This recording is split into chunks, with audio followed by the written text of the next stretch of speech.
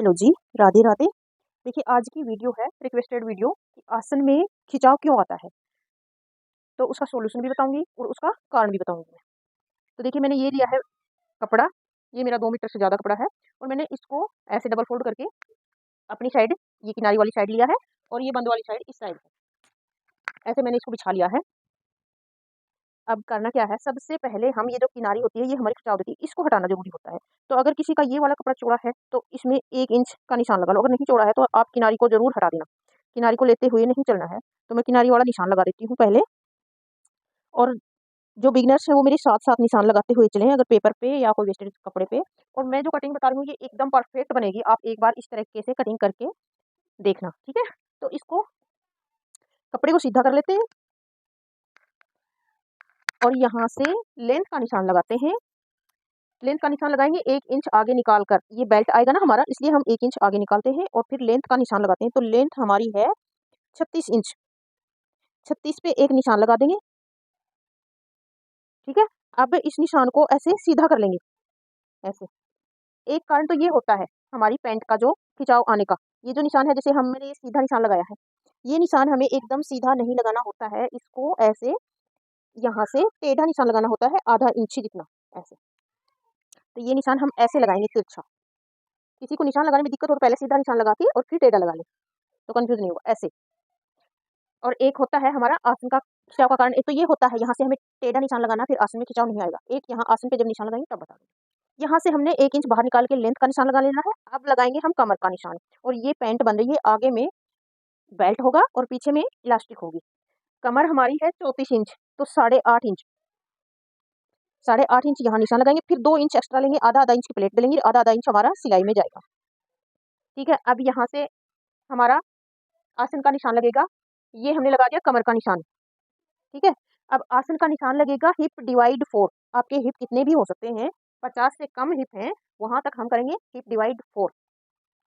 तो हिप हमारे हैं 42 इंच, तो 42 इंच का चौथा हिस्सा, देखिए हिप हमारे हैं 42 इंच, 42 का चौथा हिस्सा लगाऊंगी मैं, ऐसे। आप इस इंच टेप को 4 बार फोल्ड कर लो ऐसे, और यहाँ से इस लाइन से ऐसे एक निशान लगा दो यहाँ। अब इसी निशान पे हमारा थाई का निशान आएगा, थाई हमारी है 23 इंच, ठीक है। तो थाई का डबल ही करना है हमें, 23 में हम 2 इंच की लूजिंग देंगे, क्योंकि हमने फिक्स नाप लिया था, तो 25 हो जाएगा, 25 का हाफ करेंगे ऐसे, और ये निशान यहाँ लगा देंगे और इस लाइन को भी सीधा कर देंगे। अब यहाँ सॉल्यूशन बताती हूँ मैं, आप यहाँ से 2 इंच अंदर लेके एक निशान लगा लेंगे, यहाँ पे आएगा 2 इंच, ठीक है। और इस निशान को इस निशान को मिला देंगे। अब यहाँ से भी आसन में खिंचाव पड़ता है, वो क्यों पड़ता है, जैसे हम ऐसे गोलाई दे देते हैं, ऐसे, ये गोलाई ऐसे नहीं देनी है, ये गोलाई देनी है एकदम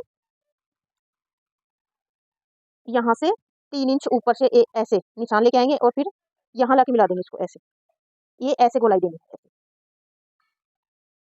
हल्का सा कर्व करके 3 इंच ऊपर से निशान लेके ऐसे हम निशान लगाएंगे इसको, ऐसे। अब आसन में खिंचाव आने का कोई चांस नहीं। अब यहाँ से हम सेंटर ले लेंगे, यहाँ एक निशान लगा देंगे और इसी को ऐसे किए किए एक निशान हम यहाँ लगाएंगे, और ये वाला निशान हमारी प्लेटें आएंगी, ठीक है। और प्लेटें आएंगी 5 इंच जितनी लंबी, और सेम यही निशान, जैसे ये हाफ लिया था ना, इसका सेंटर लिया था, सेम यही निशान हम यहाँ लगाएंगे, ठीक है।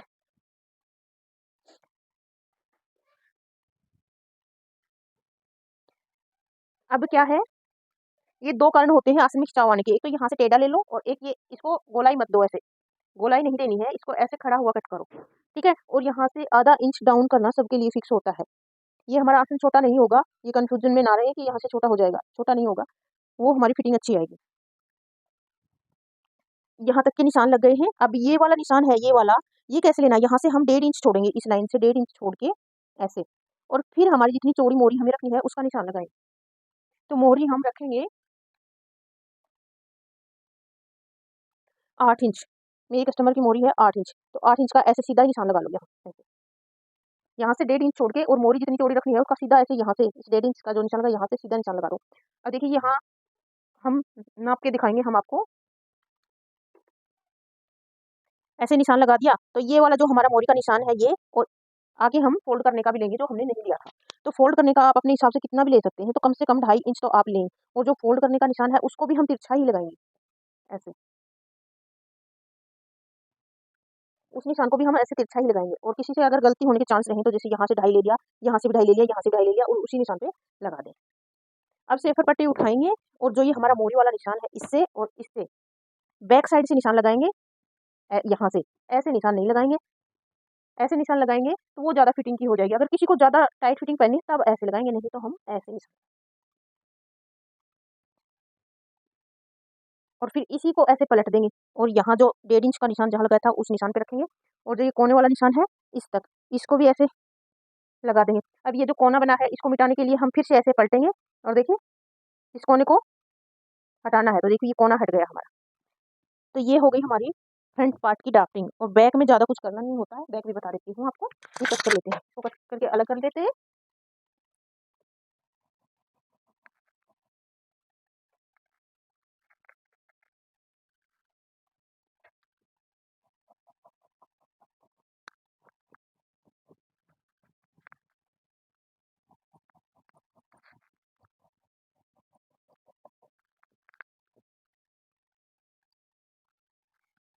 आपको, मैं सोचती हूँ कि आपको समझ में आ गया होगा, फिर भी मैं एक बार बता देती हूँ। यहाँ से जो सीधी लाइन करते हैं उस पर आधा इंच नीचे ऐसे टेढ़ी लाइन करके लेना है, और इधर से जो ये आसन है इसको देखो यहाँ तक 3 इंच जहाँ होती है वहाँ एक निशान लगाना है, फिर वहाँ से आसन को यहाँ मिलाना है।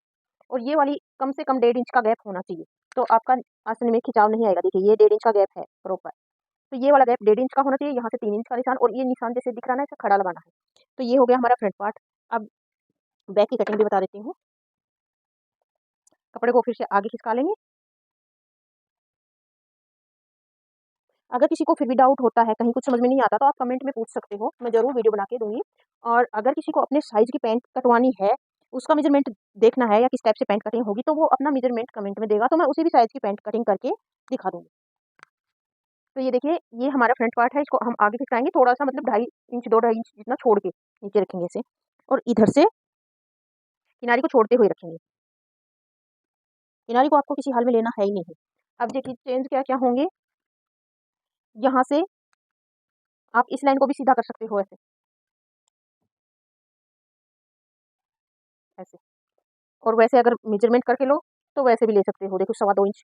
और अगर आपके लिए सही रहेगा कि इसी के जो ये कोना खत्म हो रहा है इसी से आप स्केल उठाओ और सीधा मार्क कर दो, ठीक है। अब यहाँ से हम लेंगे 2.5 इंच, ये वाला, और यहाँ से भी हम लेंगे 2.5 इंच, और यहाँ से लेंगे हम 1.5 इंच। ये वाली जो चीज़ बताई है ये मैंने सभी के लिए फिक्स बताई है, जितनी भी साइज की आप पैंट कटिंग करोगे उसमें सभी में ये वाली फिक्स बताई है। ये ये सभी में 1.5 इंच लेनी होती है, और ये वाला जिसके अगर 50 से ऊपर हिप है तो 3 इंच ले लो, नहीं तो 2.5 इंच। अगर 30 से कम हिप है तो 1.5 इंच। तो जैसे जैसे हमारे हिप बढ़ते जाते हैं वैसे वैसे इसको बढ़ाना पड़ता है हमें। तो जैसे आप 32 से लेके और आपके हिप अगर 44 तक हैं तो आप ये 2.5 इंच रख लो। फिर पट्टी से निशान लगाएंगे यहाँ से ऐसे, ये जो कोना है इसके यहाँ ला के मिलाएंगे, और जो ये 2.5 इंच का निशान हमारा था उस निशान को हम ऐसे मिलाएंगे, इस कोने में ला के मिलाना है। और ये वाले निशान है तो ऐसे सेफ पट्टी से लगा देंगे। इसी में हमारा मार्जिन भी आ लेता है और स्टिचिंग भी आ लेती है। इस पैंट में मार्जिन नहीं रखते हम। देखिए यहाँ से ये बिल्कुल भी आप इस तरह से कटिंग करोगे बिल्कुल भी आपके आसन में खिंचाव नहीं आएगा। अगर किसी के पास ये फ्रेंच कर्व है तो आप इससे भी ऐसे निशान लगा सकते हो, और यहाँ से थोड़ा सा नीचे जाने देना इसको 0.25 जितना। तो देखिए ये हो गई हमारी पैंट की ड्राफ्टिंग, और इस साइड से इसमें कोई चेंज नहीं होता है। तो जहाँ जहाँ हमने ड्राफ्टिंग की है वहाँ वहाँ हम कटिंग करते हैं।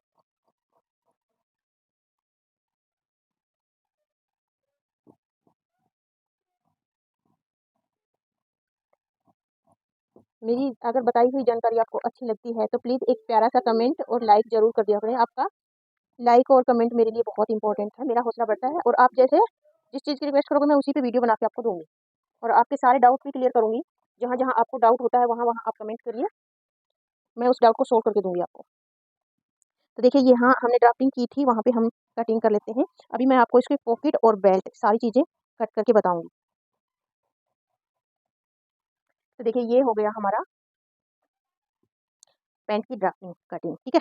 अब पॉकेट के लिए हम क्या करेंगे, जो फ्रंट वाले पल्ले हैं हमारे उनको हम ऐसे उठाएँगे और यहाँ से 2.5 इंच से नीचे एक निशान लगाएँगे यहाँ, और फिर हाथ जहाँ हमारी पॉकेट में हाथ डालते हैं ना, उसके लिए हम 6 इंच का निशान लगाएँगे। ये सारा फिक्स है सभी के लिए, सभी साइज़ में सेम निशान लगेगा ये। और ये आधा-आधा इंच हमारा स्टिचिंग में जाएगा, ठीक है। थोड़ा-सा मैं आइडिया भी बताऊँगी आपको कि कैसे हम स्टिच करेंगे। इसपे छोटे-छोटे कट मार दो ऐसे। ये तो हमारी हो गई फ्रंट पार्ट में। अब पॉकेट कैसे कट करते हैं वो भी बता देती हूँ। जैसे ये हमारे पास साइड से कपड़ा बचा है, इसमें हम 13 इंच की तो लंबाई ले लेंगे इसकी, और ये सभी साइज में फिक्स है। 6 इंच जितनी हम इसकी चौड़ाई ले लेंगे, और नीचे से ले लेंगे हम 7 इंच।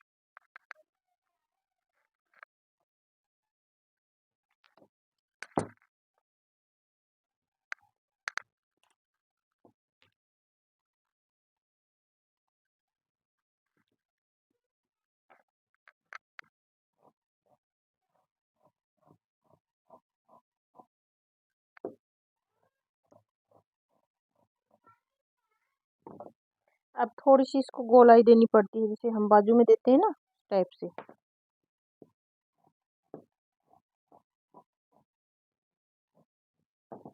और इसका बेल्ट और बता देती हूँ। बेल्ट हमारा दोनों का अलग-अलग कटेगा। फ्रंट में बेल्ट है और बैक में इलास्टिक है। तो देखिए हमारा बेल्ट दोनों ही 4-4 इंच चौड़े होंगे, पर अलग-अलग करेंगे। देखिए बेल्ट भी मैं बता देती हूँ कैसे करते हैं। तो देखिए जैसे हमारे पास ये कपड़ा है और ये हमारे फ्रंट पार्ट है। तो देखिए फ्रंट पार्ट ये 2 है ना, तो इस कपड़े को हम इतना ही ऐसे करेंगे, ऐसे। और इतना ही हम यहाँ तक रखेंगे, ठीक है। ये डबल में है तो ये भी हमने डबल कर लिया। और इसकी चौड़ाई है जो बेल्ट की, दोनों बेल्टों की आगे और पीछे की दोनों की 4-4 इंच रखनी है। ऐसे ही वो वाला बेल्ट कटेगा बैक वाला, और ऐसे ही मैंने फ्रंट को बताया।